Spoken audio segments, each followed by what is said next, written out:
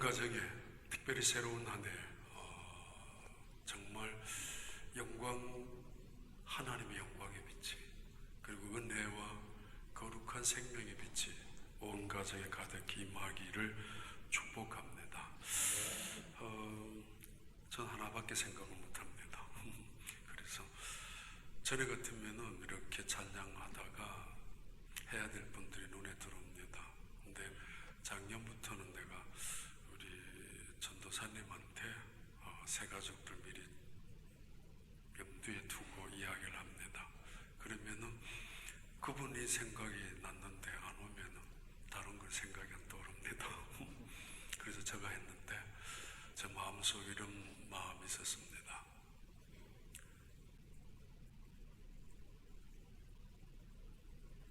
가면서도 그런 생각했고 오면서도 하얀 그 5개의 초 중에서 하얀 초는 예수님을 상징하는, 예수님의 본체를 상징하는 초가 하얀 초입니다. 예수님께서 우리에게 주신 그 성령의 빛이 우리 온 교회에 가득히 임하기를 바란다, 그런 마음에 그런 기원을 하고 불을 붙였습니다. 여러분 가정에 정말 하나님 외에는 빛이 아닌 이 세상에 하나님이 여러분 가정에 빛이 되시는, 그리고 그 빛이 성령 안에서 더욱 충만히 임하는 그런 축복의 한 해가 되시기를 바랍니다. 지난주 한 목사님이 개척 교회를 준비하고 시작을 하려고 계획하면서 편지 한 통을 보냈습니다. 그 편지 한 통에 이런 이야기가 있었습니다. 전 정말 깜짝 놀랐습니다. 브라질 축구 선수와 임원을 태운 81명을 태운 비행기가 지난달 축구 경기를 시합을 하러 가다가 추락하면서 75명이 사망을 했습니다. 6명이 간신히 생존한 이야기인데, 그분의 그 편지 글 속에 이것이 들어져 있었습니다. 왜 그 말을 적었는지는 저도 잘 모르겠습니다. 그런데 7관제탑에게 분명히 우리가 지금 비상 착륙을 해야 되겠다, 원래 내려야 될 공항은 아니지만은 어떻게 연료가 부족했었는지 비상 착륙을 부탁했는데 관제탑에서는 7분만 기다려달라고, 7분을. 왜냐하면 미리 대기 중인 다른 비행기를 차례대로 착륙을 시켜야 하기 때문입니다. 근데 결국 그 7분을 기다리지 못해서 비행기는 추락하고 말았고, 기다릴 수가 없어서, 그리고는 75명이나 되는 사람, 젊은 청년들이, 꿈에 부풀어서 있었던 청년들이 이제 경기를 하고 다시 브라질로 돌아올 거라고, 이들 중에는 브라질 축구 대표 선수가 되는 꿈도 갖고 있었던 선수들, 제1리그에 젊은 청년들이 있었을 텐데 죽었습니다. 거의 2달이나 제가 뉴스를 안 보고 있기 때문에 전혀 몰랐습니다. 근데 그 편지를 보고 이런 일이 있었구나, 그리고 7분이 뭐냐라는 걸 보면서 다시 한번 확인을 해보았습니다. 가끔은 축구 경기 중에서 1대0으로 또는 1대1로 이기고 있다가 2대1로 이기고 있다가 30초, 1분, 2분을 못 기다려서 동점이 되거나 동률이 되거나 무승부가 되거나 혹은 역전패를 당하는 경기도 있습니다. 마지막 1분을 집중하지 못해서, 그거 1분 금방 지나가겠지, 그거 30초, 한 5분 그럼 아무렇게나 굴러가도 지나가겠지라는 때론 아니한 태도가 패배할 수도 있다라는 경종을 가끔씩 경기 중에 볼 때가 있습니다. 농구 경기도 그렇고 야구도 그렇고 축구도 그렇습니다. 마지막 한 주가 남아 있습니다. 긴장 속에 살아왔던 한 해, 이제 새로운 한 해가 다가옵니다만 그렇다고 별다를 좋아질 턱이 없고 별달리 새로운 일이, 좋은 일이 이루어질 것은 아니지만은, 그래 우리는 믿음 안에서 새로운 한 해를 기대하고 시작하고, 믿음 안에서 기도로 뿌려놓은 씨앗들 속에 맺어질 열매를 바라보면서 하나님과 함께 이 새로운 한 해를 마무리하고 새로운 해를 맞이하게 될 것입니다. 그런 은혜, 정말 안타까울 정도로 7분을 못 기다렸을까 비행기, 아니면 조종사가 왜 다른 방법을 취하지 못했을까라는 생각도 듭니다. 오늘 가장 중요한 주제 두 가지 던집니다. 왜 말구 위에 오셨는가, 그리고 왜 사람이 되셨는가. 예수님께서 두 가지 주제입니다. 물론 우린 다 알고 있는 주제입니다. 한 번 더 확인할 수 있는 성탄절, 그런 절기가 될 수 있기를 바랍니다.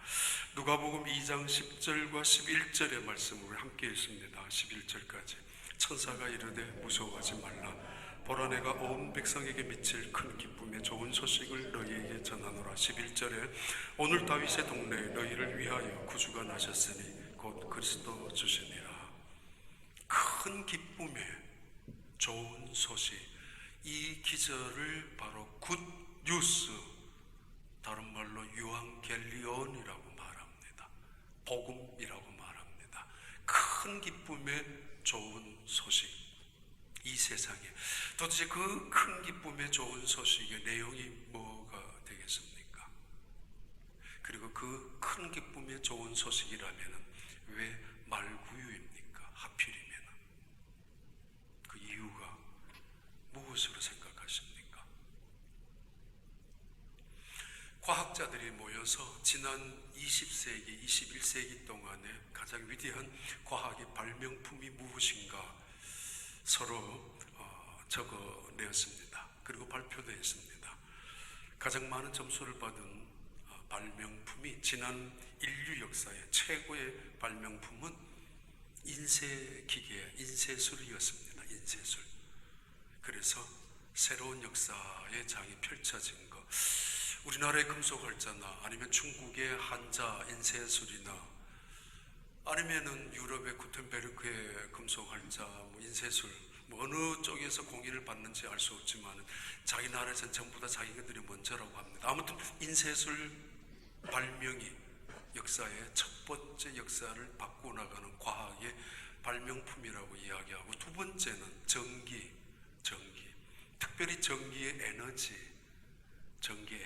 그래서 전기의 엔진을 만들어서 공장을 가동해서 대량 생산을 가능하게 했고, 이 전기 엔진을 해서 배를 또는 자동차를, 비행기를, 우주선까지 띄워 올리는 그 획기적인 발명품이 바로 전기 엔진, 전기 동력이라고. 세 번째는 컴퓨터라고 합니다. 컴퓨터, 그것부터 시작해서 우리가 손에 들고 있는 스마트폰. 그런데 한 분의 과학자가 이렇게 이야기했습니다. 미리 띄워놓았습니다만 지우개입니다.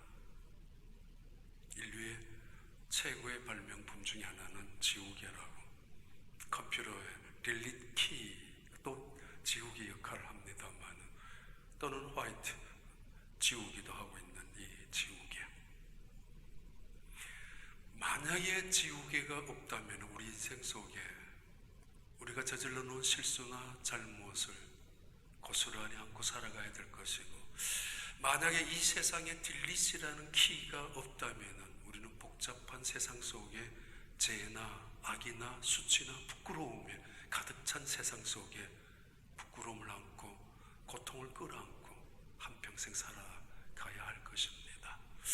지우개, 이 역할은, 이것을 더글라스라는 사람이 과학자이면서 평론가이기도 한 사람입니다. 그분이 이야기한 것입니다. 최고의 발명품이 그 이름이 있었는데, 더글라스 어디 갔나?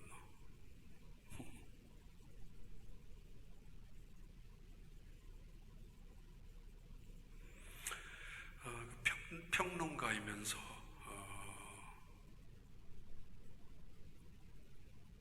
과학자였던 그분이 지우개라고 한 이유가 있습니다.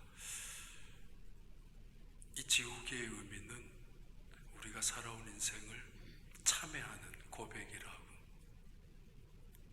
우리가 살아온 인생을 자부심도 있고 선한 일도 있고 잘한 것도 많이 있지만은 참회를 고백하는 지우개이며, 또 하나는 용서를 선언하는, 그리고 사랑하겠다라고 결단하는 그런 선언의 의미가 지우개의 역할이라고.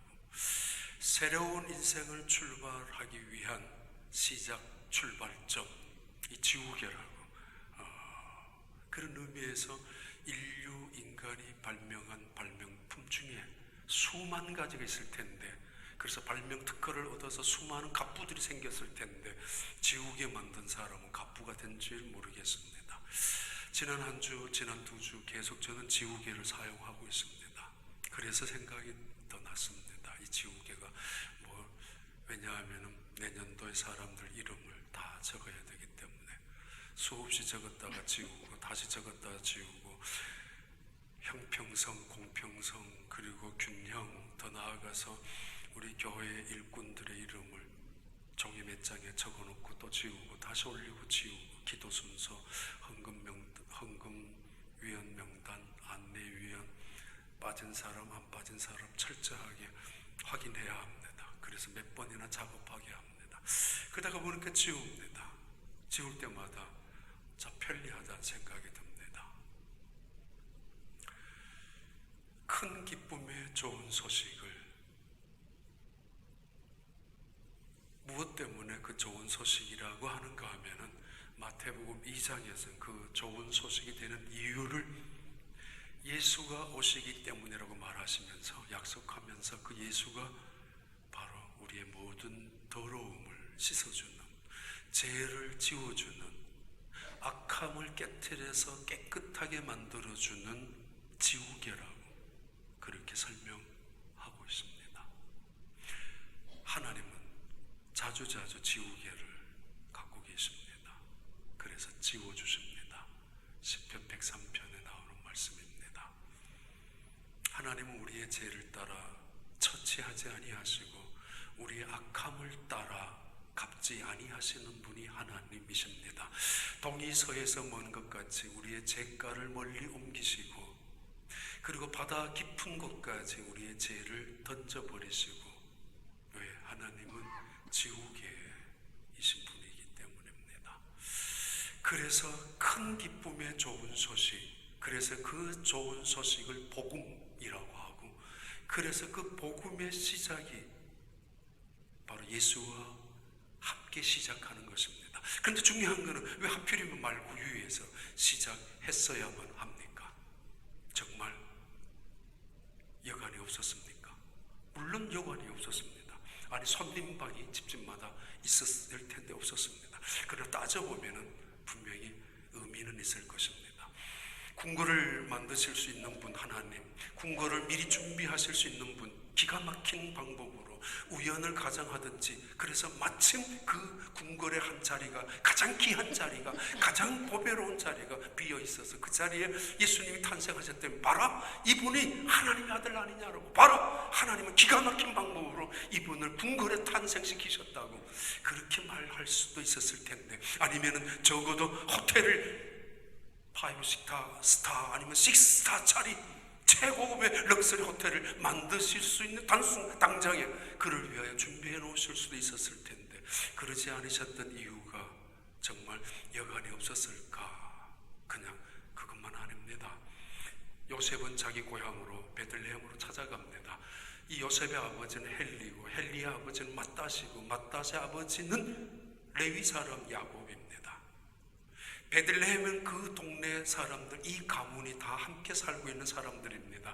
요셉 누구 아들, 헬리 아들 왔어? 이러면은 다 방을 빌려줄 수 있는 사람들이 모여 사는 동네가 베들레헴이었습니다. 그런데 그는 말구유에 가야만 했습니다. 이 요셉은 다윗의 가문입니다. 다윗의 가문은 혈통을 자랑하는 자부심이 대단한 사람들입니다. 레위 지파의 사람만이 아니라 헬리의 아들이라고 해도 누구 아들? 요셉이구나, 여기 오라고 그렇게 할 수도 있었지만은 다윗의 자손이라고 불리워지는 요셉, 그에게는 훨씬 더 많은 환대를 받을 수 있는 여건이 있었습니다. 그럼에도 그는 말구유에 갈 수밖에 없었습니다. 왜? 엘리사벳과 사가랴라는 사람이 그 동네 베들레헴에서 불과 얼마 10km 정도 떨어져 있는 옆 동네, 산동네입니다.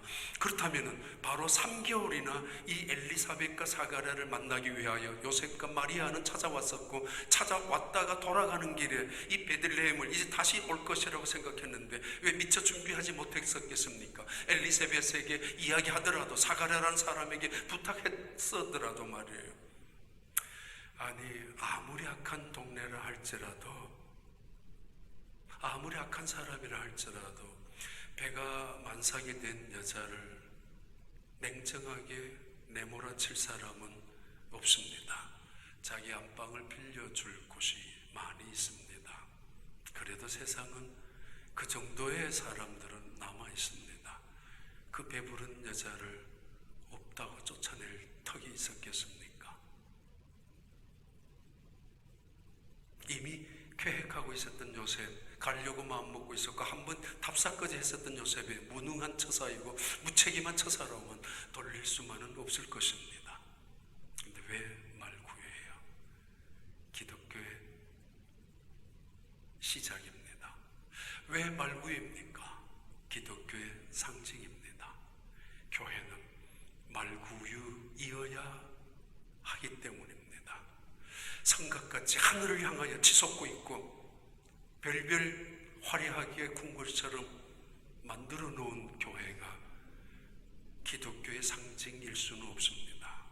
유럽 구석구석에 아직까지 가보지 못했지만은 로마나 이탈리아나 아니면 베네치나 아니면 런던이나 파리나 정말 하늘을 향하여 올라가는 성곽 같은 교회당, 그 교회당들이 어떤 역사를 자랑하고 전통을 자랑하는지 모르지만 하나님이 의미하셨던 기독교를 상징하는 것은 절대로 아닙니다. 지금 건물만 기신처럼 흉곽처럼 남아있을 뿐이고 관광객들의 발자취만 흔적으로 남아있는 곳이 그들 교회입니다. 교회의 힘은 그런 곳에 있는 것이 아닙니다. 교회의 힘은 말구유 위에 있습니다. 무서워 말라.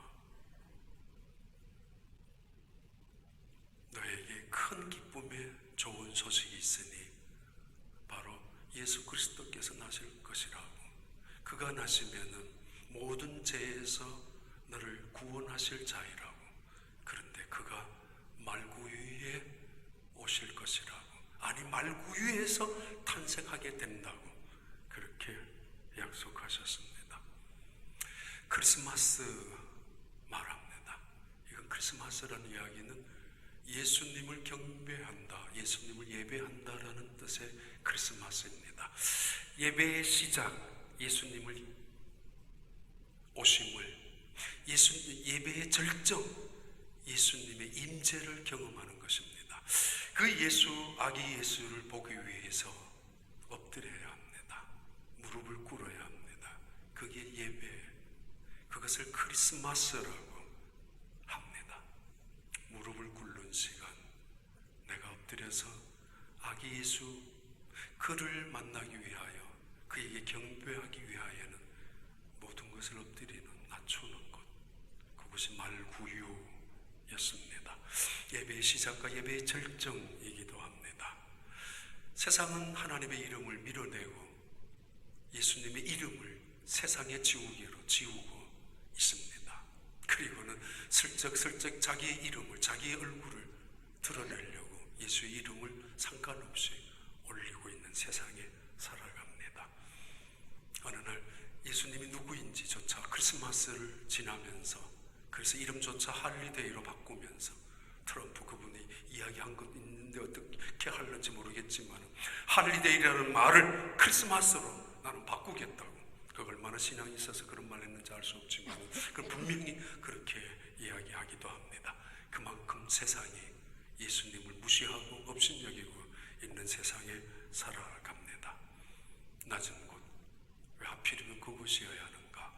모두가 멸시하고 모두가 천대를 받을 수 있는 곳, 절대로 가고 싶지 않는 낮은 자리, 가장 소외되고 그리고 짐승의 냄새까지 나타나는 절망으로 가득 차고 불쌍하고 불행한 사람들이 모여들고 있는 그 자리가 낮은 그 자리입니다. 그런데 그 이유 때문에 하나님만을 바라볼 수 있는 곳이 낮은 곳입니다. 얼마 전에 한 분과 만난 적이 있습니다만 그분 새벽기도를 나왔지만은 저는 고난의 의미가 몰랐다고, 이번 1년은 너무도 좋은 일이 많아서 저 속으로 철렁 내려앉았습니다. 혹시라도 어떻게 1년 내내 좋은 일만 너무 많이 있어서 돈도 잘 벌었는지 고난에 대한 주제가 내 마음속에 전혀 와닿지 않았었다고, 미안한 마음도 없지 않아 있었지만은 나에게 축복을 주신 하나님 앞에 감사한 마음도 있었겠죠. 낮은 곳, 하나님 외에는 아무도 붙잡을 수 없는 곳. 그래서 하나님만을 의지하고 하나님만을 사모하고 하나님만을 붙잡는 그곳, 낮은 곳. 그래서 그곳만큼 축복이 어디에 있습니까? 세상은 오늘 또 높은 곳을 추구하고 한 것을 한치라도 더 높은 자리로 올라가려고 조금만 더, 그래서 탐심과 욕심으로 조금만 더, 그래서 교만과 오만으로 높은 곳을 추구하고 있는 세상이지만은 교회의 힘과 기독교의 상징은, 예배의 절정은 말구유에서부터 시작했고 말구유에 있었습니다.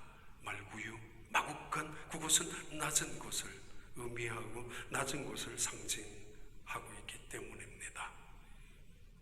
병들었다고 다 불행하고, 실패했다고 다 망한 곳, 아니면 어려움을 당했다고 다 끝나는 인생 아닙니다. 새로운 여행을 할 수 있는, 새로운 깨달음과 새로운 배움을 가질 수 있는 곳, 그곳이 낮은 곳입니다. 조금만 우리가 우리를 낮추면 세상은 아름다운 법입니다. 카메라를 들고 다니는 사람, 엎드려서 세상을 찍으면 잡초 하나도 아름답게 찍혀진다고 말한 적이 있었습니다. 조금만 나를 비우고 내가 있는 자리가 낮은 자리임을 고백하고 인정하고 받아들인다면 이 세상에 원망하고 불평할 일 아무것도 없습니다. 그만한 행복도 없습니다. 낮은 곳, 그곳은 저주나 형벌이 아닙니다. 우리가 있어야 될 자리입니다. 회개한다고, 회심을 한다고, 예수를 믿는다고, 그것은 바로 원래 낮은 자리로 돌아가는 것을 의미하는 것입니다. 우리 원래 있는 자리가 낮은 곳, 흙이었기 때문입니다. 그 흙의 이름을 겸손이라고 하고 그 흙의 이름을 사람이라고 불렀고, 그 흙을 하나님은 존귀하게 만들어준 곳, 원래 우리의 자리는 낮은 곳이었습니다. 사탄은 우리를 유혹하고 추근덕거려서 너가 왜 낮은 곳에 있어야 되느냐고, 너가 왜 무시를 당하느냐고, 너가 왜 저까지 인간들에게 멸시를 당하느냐고 분노하게 하고 등을 돌리게 합니다. 오직 높은 곳에 있어야 될 자리는 하나님, 오직 높은 자리에 있는 곳은 예수님, 그 자리만이 높은 자리였고 영광스러운 자리였고 예수님만이 존귀한 자리, 그분만이 계시는 곳이 예수님, 그 자리가 높은 곳이었습니다. 그런데 그분은 그것을 포기하고 낮은 곳으로 내려오셨습니다. 우리는 원래 자리가 낮은 곳이었는데 죄라는 바로 높은 곳을 추구하는 것이 죄이고, 악이란 이 낮은 것을 무시하는 것, 그게 악입니다. 가장 세상에 아름다운 곳, 낮은 곳이고, 왜? 예수님이 그곳에 계시기 때문에, 찾아오셨기 때문에. 이 세상에서 가장 깨끗한 곳, 낮은 곳. 왜요? 예수님이 그곳을 깨끗하게 만드셨기 때문에. 하나님의 은혜는 낮은 곳으로 물처럼 흘러가는 것이고, 하나님의 축복도 언제나 낮은 곳에 임하는 것이고, 하나님의 영광과 존귀함도 언제나 낮은, 바로 마국간 같은 곳에 임하는 것이 하나님의 영광과 존귀라는 것. 이 마국간에서 말구유에서 시작된 기독교를 보면서 우리에게 확연히 보여주는 사건입니다. 빌립보서 2장 5절부터 나오는 말씀입니다. 너희 안에 이 마음을 품으라. 곧 그리스도 예수의 마음이니 6절에 그는 근본 하나님의 본체시나 하나님과 동등됨을 취할 것으로 여기지 아니하시고 오히려 자기를 비워 종의 형체를 가지사 사람들과 같이 되셨고 8절에 사람의 모양으로 나타나사 자기를 낮추시고 죽기까지 복종하셨으니 곧 십자가에 죽으심이라. 말구유, 그 자리는 종의 자리입니다. 솔직히 노예도 자기 자식을 태어나게 할 때 방에서 태어납니다. 태어나게 합니다.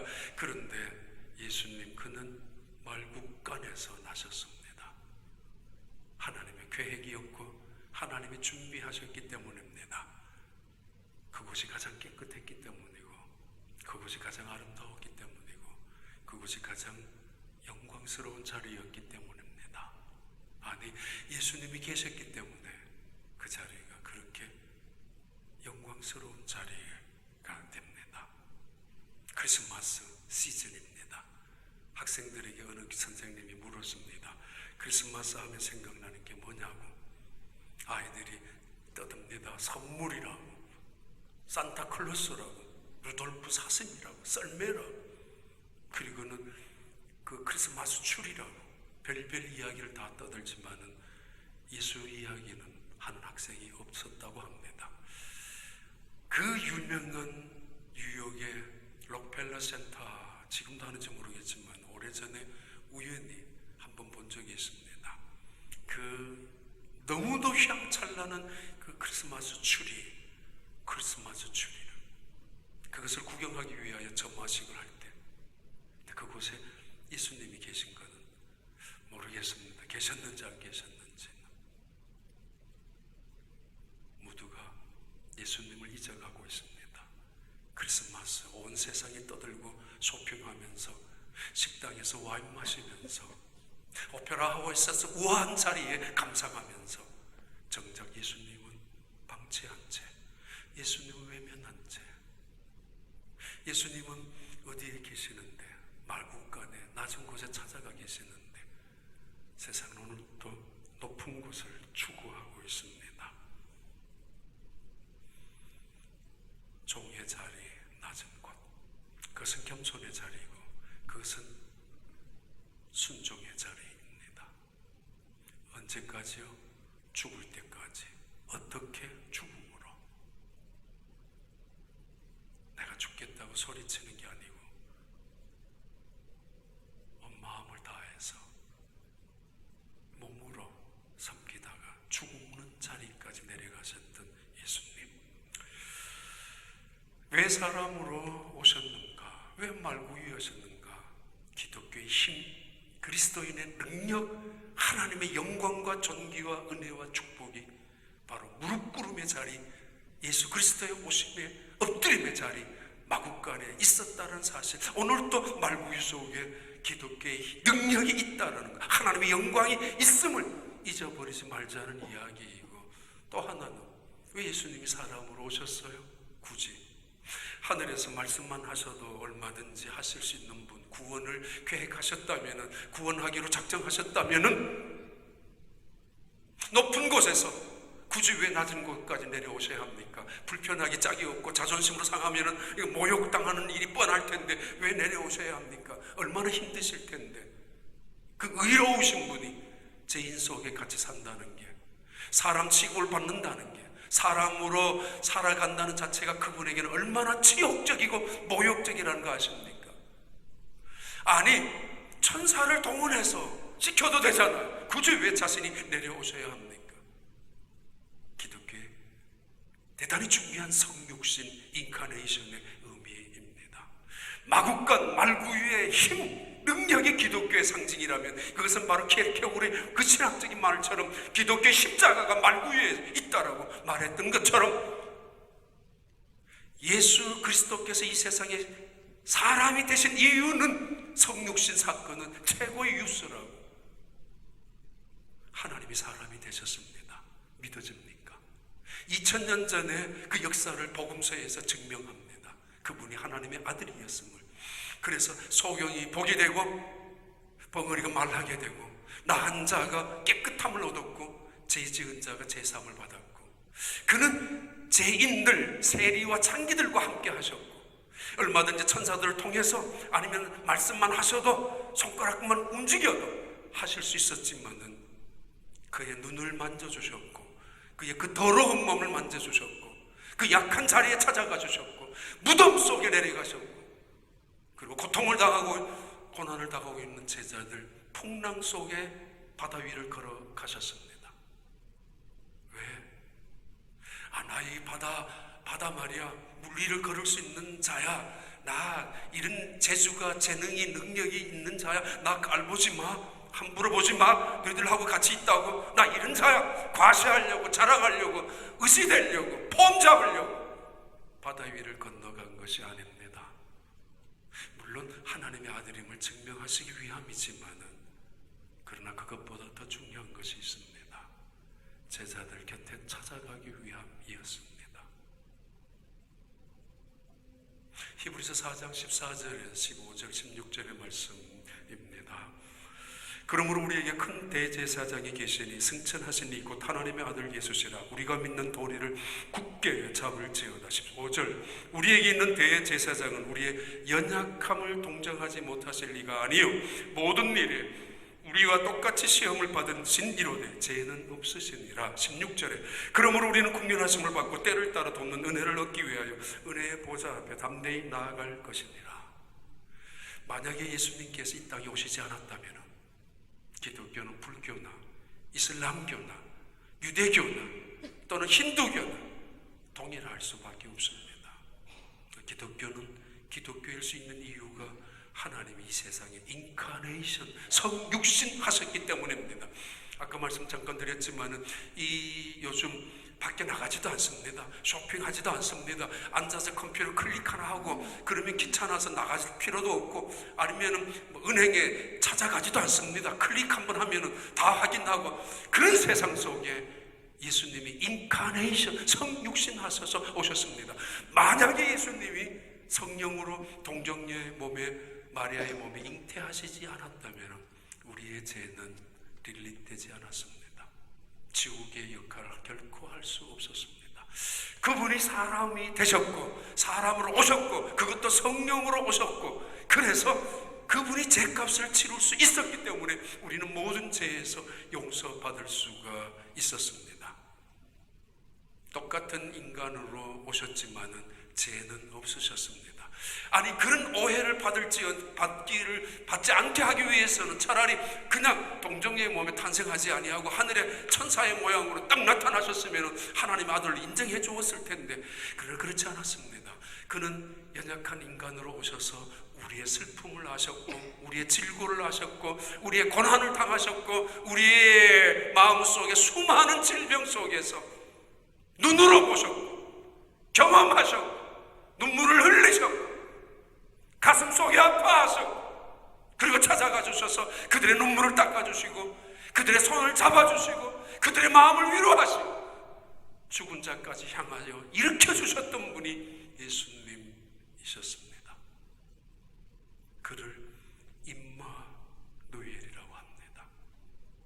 불교의 석가모니 스타르처럼 이렇게 하라고 떠들고 그렇게 부처가 될 것이라고 정체도 알 수 없는 수많은 우상들을 가지고 수많은 종교처럼 믿고 있는 힌두교, 아직도 여전히 카스트 제도를 가지고 가장 아래층에 있는 사람들, 빈민층에 있는 사람들, 사람으로 태어났지만 짐승처럼 대접하는, 짐승보다도 강아지나 고양이보다도 더 못한 취급을 받고 있는 인도의 하층 계급의 사람들, 그게 무슨 힌두교예요?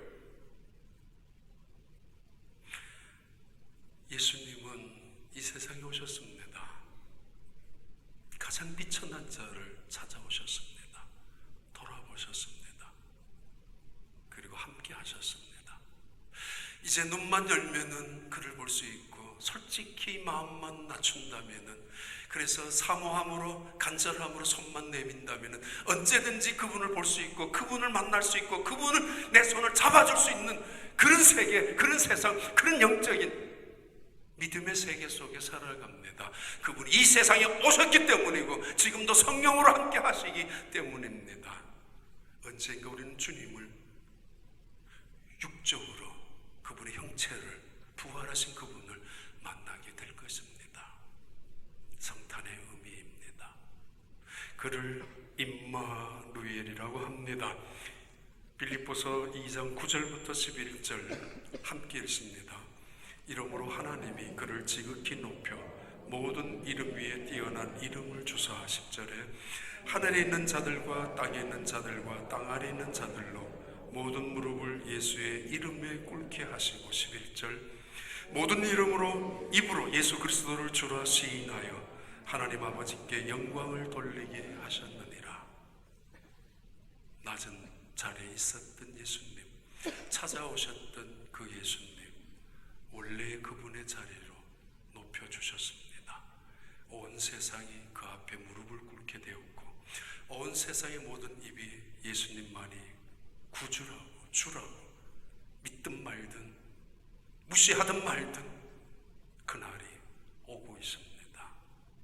낮은 자리에 가시는 것, 예수님을 만나는 자리이고 그리고 예수님과 함께 높아질 수 있는 축복의 자리가 바로 낮은 곳입니다. 그래서 예수님께서는 사람으로 오셨습니다. 외롭습니까? 절망이 있습니까? 어두움이 있습니까? 아무도 믿을 사람이 없습니까? 누구도 내 마음을 이해할 줄 자가 없습니까?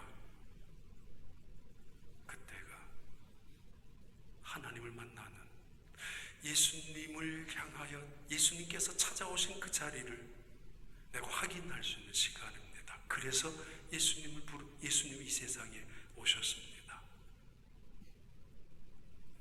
마지막 7분 또는 1분 남아있는지 알 수 없지만 마지막 이 자리 손 내밀면 잡을 수 있는 예수님이 곁에 계신다고 부르면 대답하는 그 예수님이 우리 곁에 다 떠나간다 할지라도 충분하지 않습니까? 전 아침에 그 하나 고백하면서 참 감사합니다. 감사합니다. 그러면서 제가 초를 점화할지는 몰랐지만 연말 주님과 함께 보내고 새로운 새해 그 주님, 이 세상에 오셨던 예수님, 하나님의 아들 예수님, 그 신비로움, 그 비밀, 그 영광, 그리고 하나님이 약속하셨지 않습니까? 내가 함께 할 것이라 눈으로 보여주셨고 귀에 들리도록 말씀하셨고 손에 잡히도록 우리 곁에 다가오셨던 하나님, 그분의 이름이 예수님